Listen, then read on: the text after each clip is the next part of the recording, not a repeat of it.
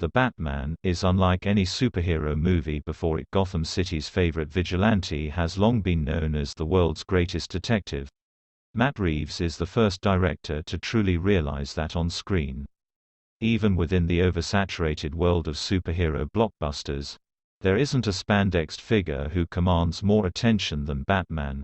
A character whose tragic backstory is so firmly established that new films are practically mandated to skip past his parents' deaths because we've seen him so many times before.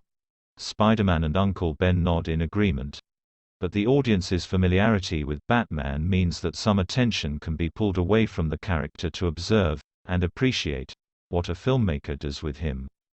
Batman is by no means a blank canvas.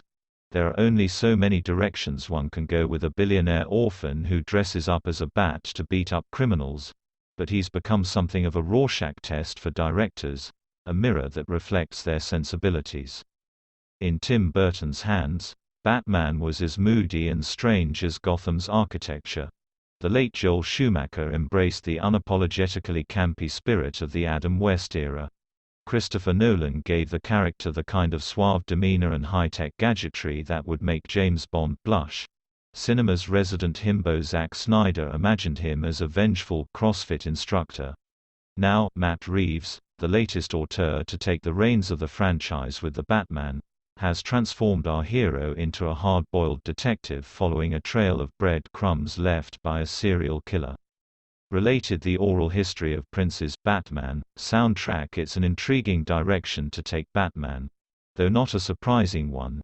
In the lead-up to the Batman's release, Reeves and star Robert Pattinson enthusiastically, and somewhat ridiculously, compared the movie and its cowled protagonist to everything from old-school noirs and Alfred Hitchcock thrillers to Kurt Cobain and Travis Bickle.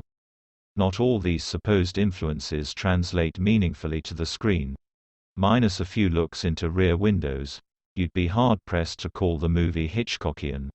But from the opening moments of The Batman, wherein the Riddler, Paul Dano, spies on Gotham's mayor before brutally killing him and leaving a personal note for Batman, it's hard not to buy what Reeves is selling.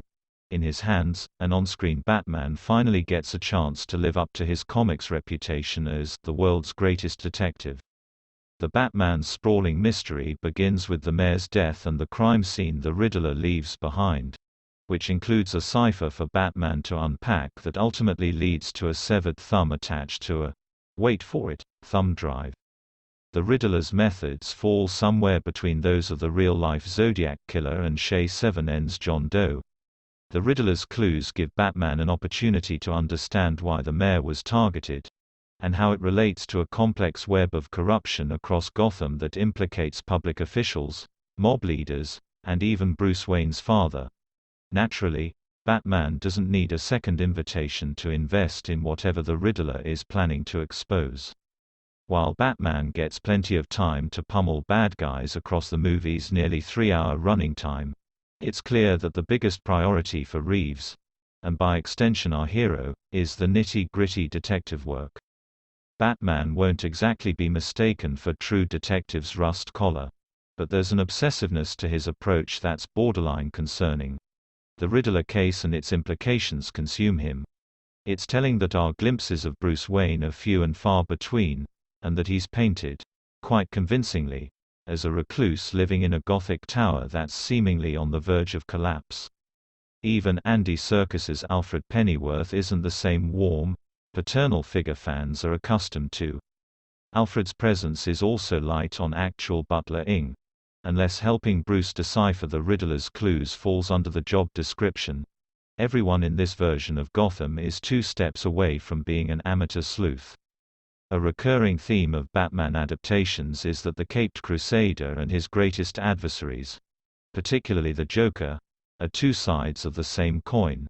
As Heath Ledger's Joker said during his interrogation scene in The Dark Knight, "You complete me." But The Batman is perhaps the first time that these comparisons between hero and villain actually feel earned. Not long after we get a point-of-view shot of the Riddler spying on the mayor, a moment that's reminiscent of the opening sequence of The Conversation, the film holds on Batman's perspective as he does the same with Selina Kyle, Zoe Kravitz. The only difference is that one of them wasn't planning to kill the person they're keeping tabs on. But let's call it what it is. Batman is creeping. The line between killer and vigilante is paper-thin, not unlike a detective in a neo-noir who's willing to do whatever it takes to get the answers they seek. After all, Batman makes it clear that he's not out for justice. He's seeking vengeance. Side note: do not make a drinking game out of characters saying "vengeance" in the Batman. You will end up in the hospital. The persistent grunginess of the Batman, the endless rain, the moody voiceovers, the multiple needle drops of "something in the way" would border on self-parody if Reeves weren't so committed to the vision. This isn't like when the director of a Marvel movie compares their project to 70s conspiracy thrillers or Terrence Malick. Reeves genuinely makes the Batman feel like the sum of its biggest influences. A David Fincher-esque procedural in which law enforcement shines a giant bat symbol into the night sky might sound ridiculous on paper, but the end result is thrillingly immersive.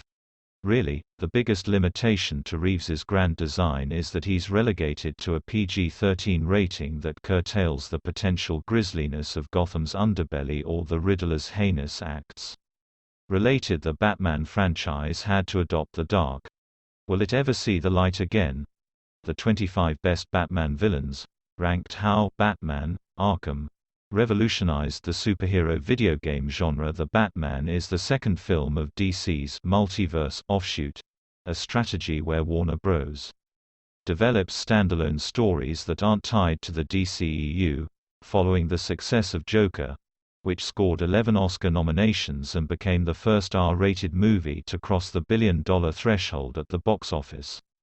That The Batman is already drawing extremely premature 2023 Oscar buzz is just further proof that DC's multiverse could function as the studio's prestige wing of superhero programming. But while Joker's empty provocations gave the impression of admittedly successful Oscar bait, Reeves's intentions appear to be far more in service of the actual source material.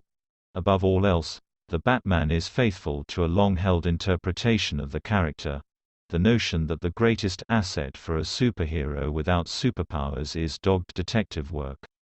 Of course, the Batman is still a superhero movie, and has some of the familiar hallmarks of one.